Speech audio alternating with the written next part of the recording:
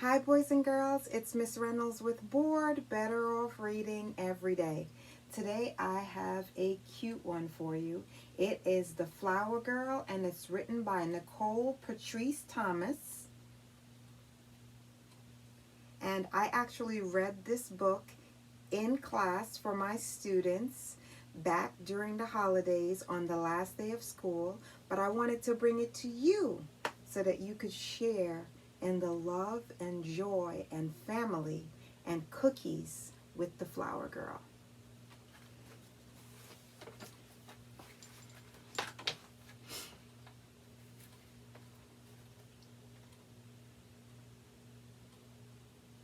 And I no longer need that. I needed that for school.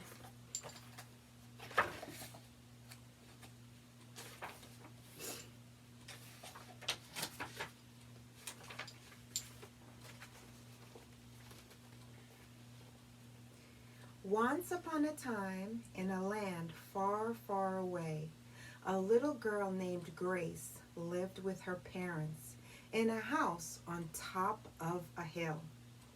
Lots of purple and pink flowers surrounded the house. One sunny day, Grace was playing outside as her mother cleaned the front yard. "Sweetheart, listen to me carefully. Please stay where I can see you and don't go into the woods."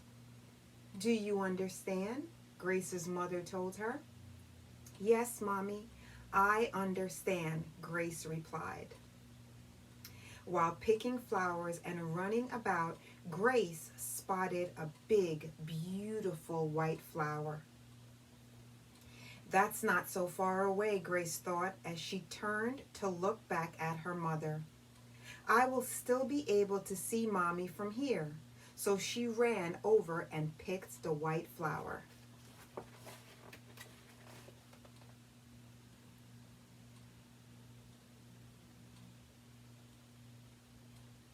Here's our white flower right here.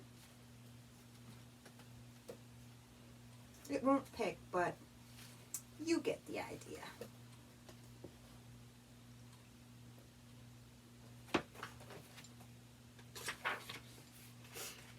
Just as she was about to go back to the garden, she saw an even bigger red flower off in the distance.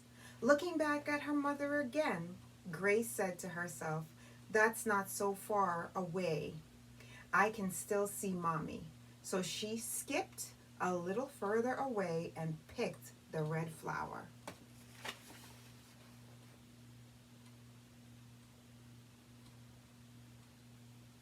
Here is our red flower right here.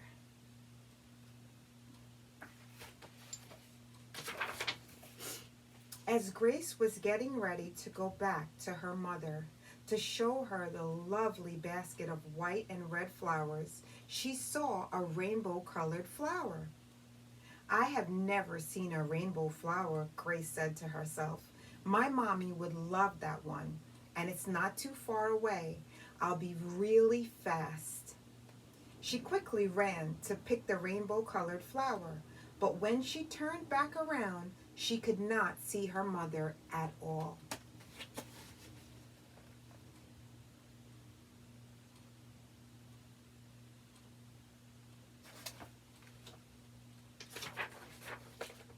"Oh no," Grace cried. "Mommy, Mommy, where are you?" Grace turned around and around in a circle. She looked to the left and then to the right, but she could not see her mother anywhere. "Oh, what will I do?" Grace said as she continued to cry.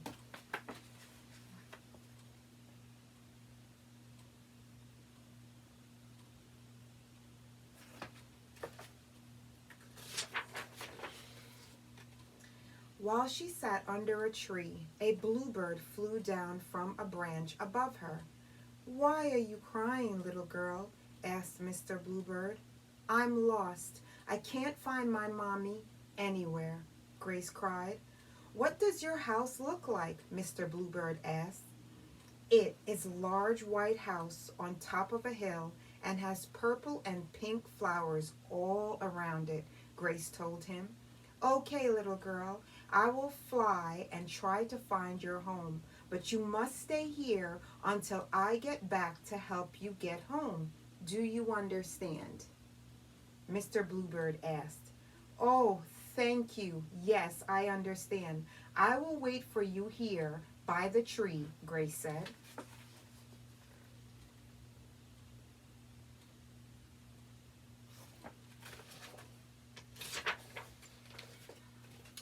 Mr. Bluebird flew up, up, up into the sky.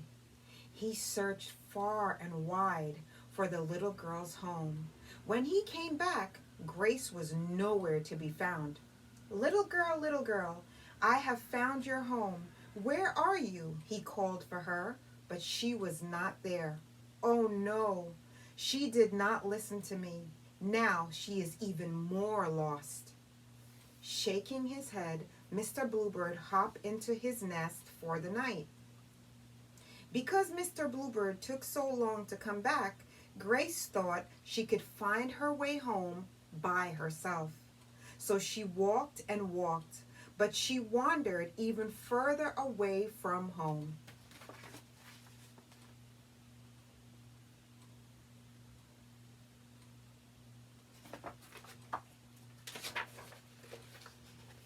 Oh no, I'm so scared. I will never see my mommy again, cried Grace.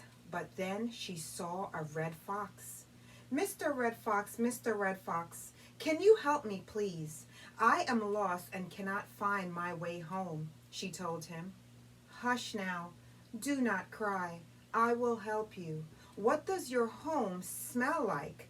Mr. Red Fox asked. It smells like chocolate chip cookies. My mommy always makes me chocolate chip cookies. I miss my mommy and daddy so much, called Grace. Chocolate chip cookies. All right, little girl, I will use my nose to find your home, but you must stay here by my burrow and wait for me. Do you understand? Asked Mr. Red Fox. Oh, yes, thank you. I understand. I will wait for you here, Grace shouted while jumping joyfully.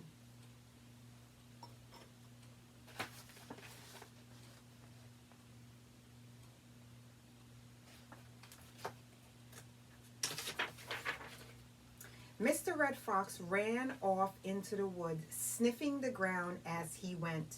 Finally, he found the little girl's house. He followed the scent of chocolate chip cookies to the window and saw Grace's mother and father sitting at the table. Her mother was crying, and her father looked very sad. I must hurry back to the little girl, Mr. Red Fox said to himself. Her parents are so worried about her.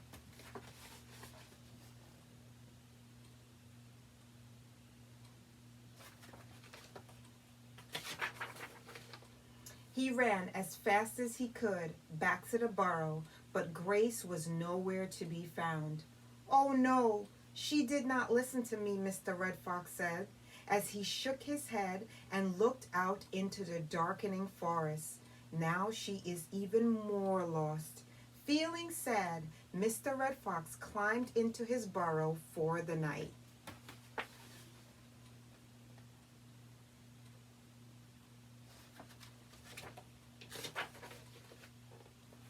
Farther away, Grace walked and walked until she was tired. The flowers she picked had lost all their petals. Her shirt was dirty, her jeans had a hole, and her feet hurt. So she sat down underneath a large tree and began to cry. Someone help me, please help me get home, she cried loudly. Hoot, hoot! Who is crying so loudly by my tree? Said a voice high above her. It is me down here, Grace replied. Oh, Mother Owl, I am so lost. And how did who get lost? Mother Owl asked. Grace stopped crying and began to think.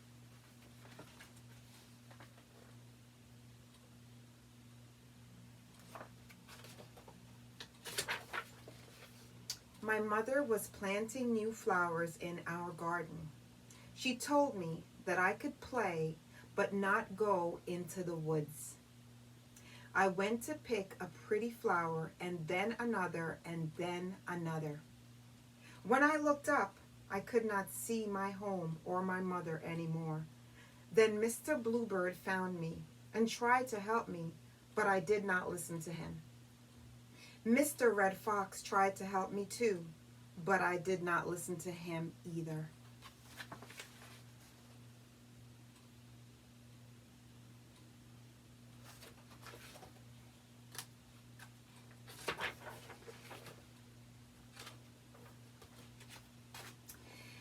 I did not listen when they all told me to stay put.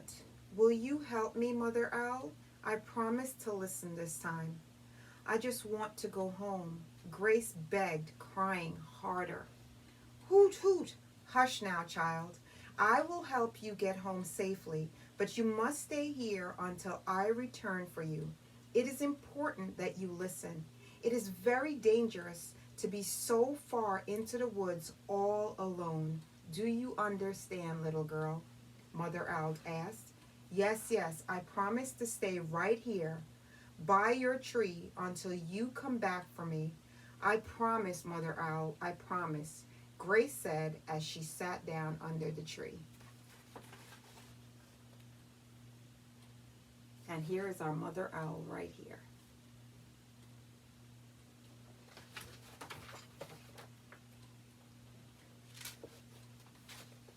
Mother Owl flew away to find Mr. Bluebird and Mr. Red Fox.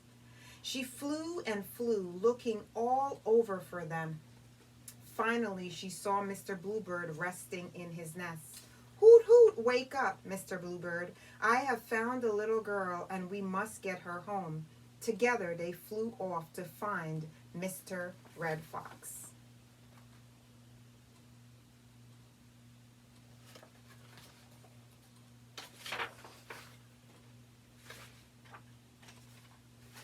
They landed on the tree next to the burrow where Mr. Red Fox lived with his family. Hoot, hoot, wake up, Mr. Red Fox. I have found a little girl, and we must get her home. Why should I help her? She did not listen to me when I tried to help her. I want to go back to sleep. Mother Owl, Mr. Red Fox told her. What if it was your baby fox lost? Wouldn't you want someone to help him get home to you? Mother Owl softly responded. Mr. Red Fox looked down at his burrow and thought about his babies sleeping soundly in their beds. You are right, Mother Owl. I will help you get the little girl home safely.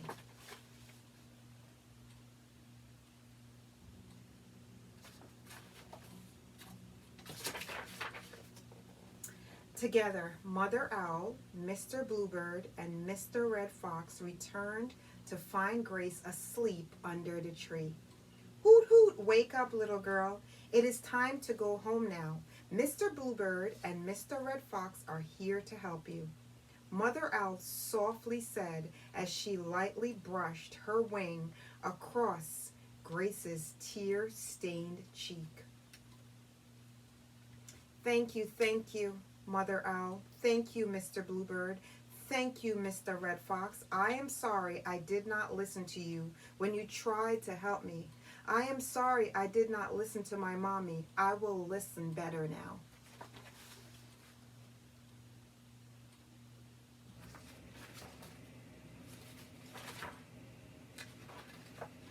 Together, the four of them started walking through the forest. Soon Grace saw the purple and pink flowers that surrounded her home. She began to smell the chocolate chip cookies her mother had made. Mom's cookies. Whew.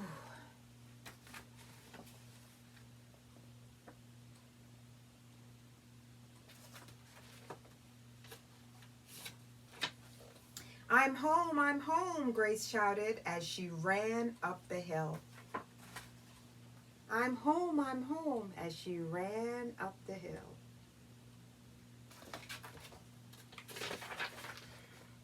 Grace's parents threw open the door, and when they saw their daughter, they ran down the hill towards her. "Sweetheart," her mother cried out. "Grace," her father said. "Mommy, Daddy, I was so scared. I'm sorry I did not listen to you. I'm sorry I did not stay in the garden where you could see me. I'm so sorry," Grace cried as she hugged her parents tightly.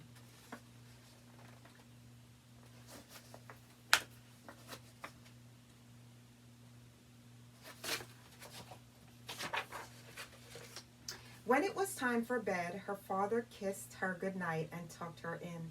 Her mother kissed her and asked what she learned that day. "I learned it is important to listen to you and Daddy.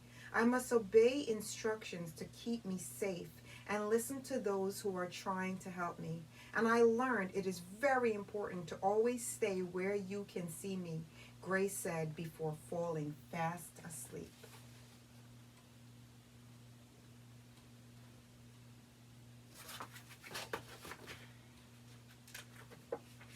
The end of The Flower Girl